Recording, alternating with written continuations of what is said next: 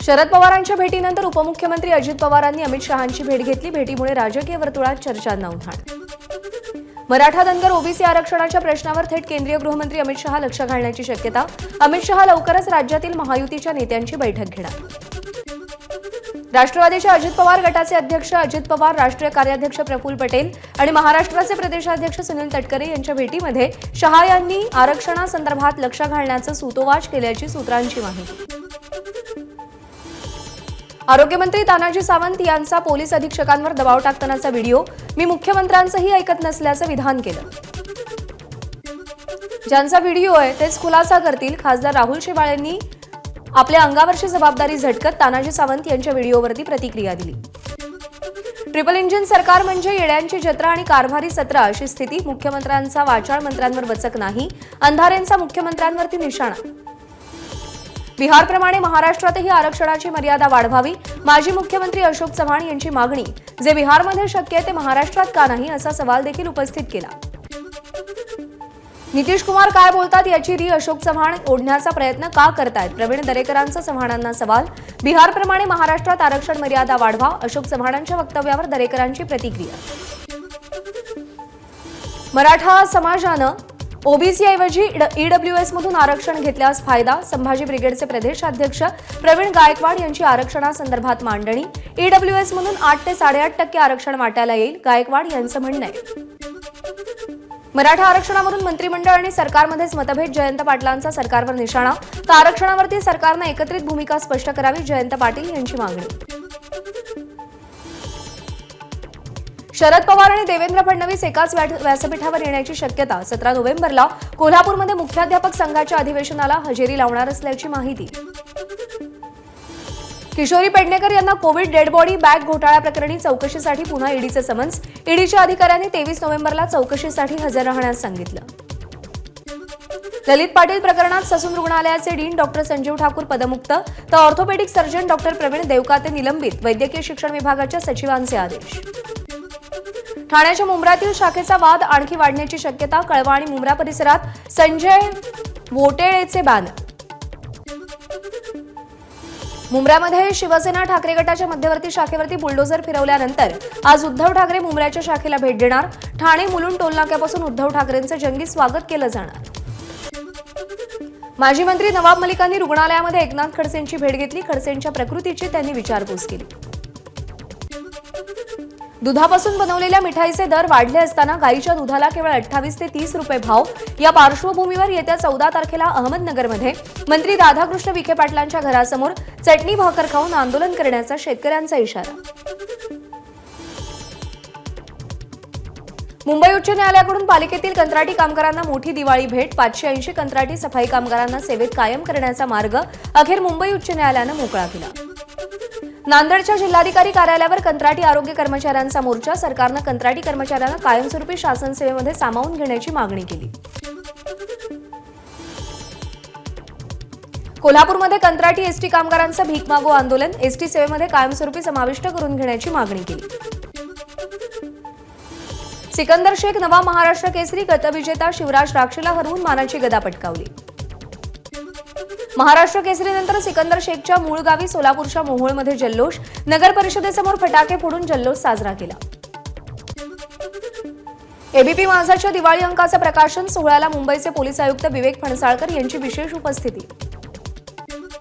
मुंबई आणि आसपासच्या परिसरात फटाके फोडण्याची वेळ हायकोर्टानं 1 तासानं कमी केली। 7 ते 10 ऐवजी आता 8 ते 10 2च तास फटाके फोडता येणार। उच्च न्यायालयाच्या निर्देशानुसार दिवाळीमध्ये रात्री 8 ते 10 या वेळेमध्ये कमी प्रदूषण करणारे फटाके फोडावेत। वायू प्रदूषण नियंत्रणासाठी महापालिका आयुक्त इक्बाल सिंग चहल यांचं मुंबईकरांना आवाहन। पुण्यात लोकमतकडून स्वरचैतन्य या दिवाळी पहाट कार्यक्रमाचं आयोजन। मैफिलीमध्ये जगप्रसिद्ध सरोद वादक अमान आणि अयान अली बंगश या बंधूंचं बहारदार सरोद वादन। रामलल्लांच्या अयोध्येमध्ये आज दीपोत्सव विक्रम। संपूर्ण अयोध्येमध्ये 25 लाख दिवे उजळवले जातील।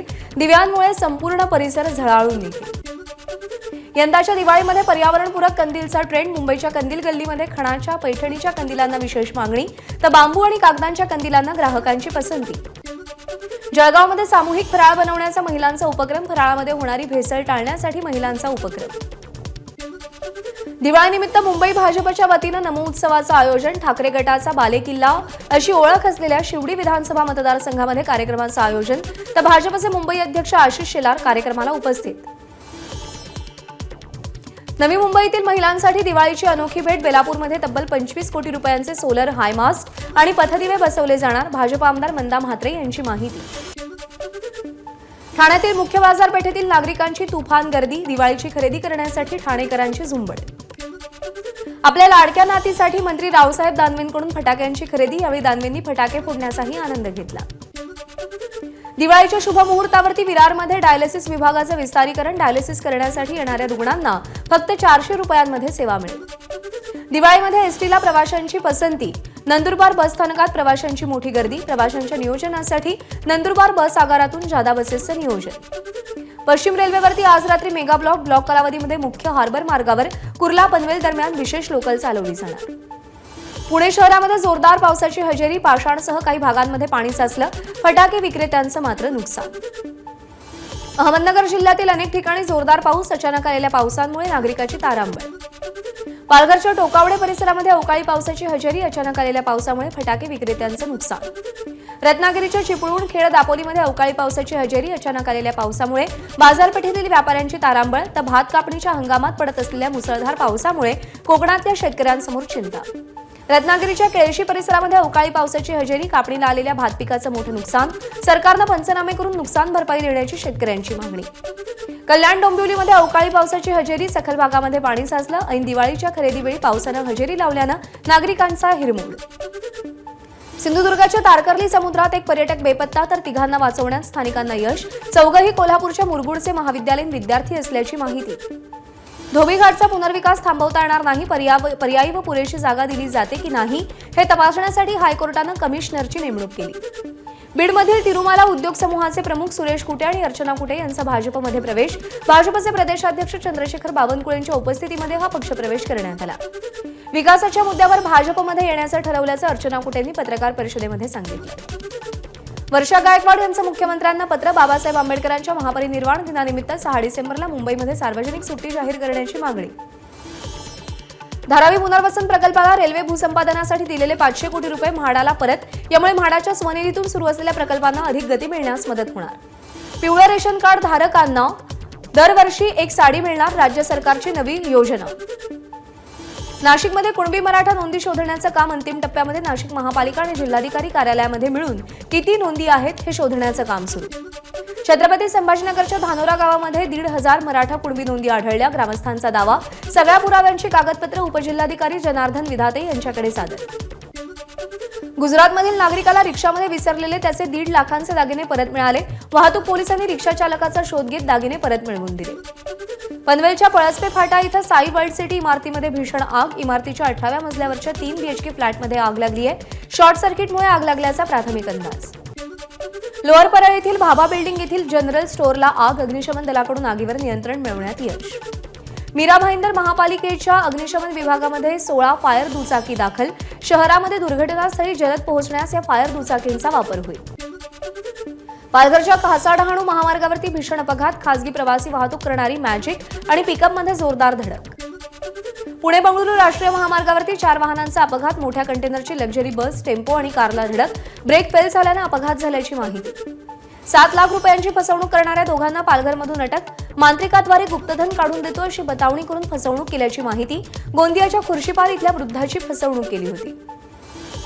हिंगोली नांदेड महामार्गावरती संत्र्याची वाहतूक करणारा ट्रक पलटी झाला, रस्त्यावरती मोठ्या प्रमाणात पडलेली संत्री नेण्यासाठी नागरिक.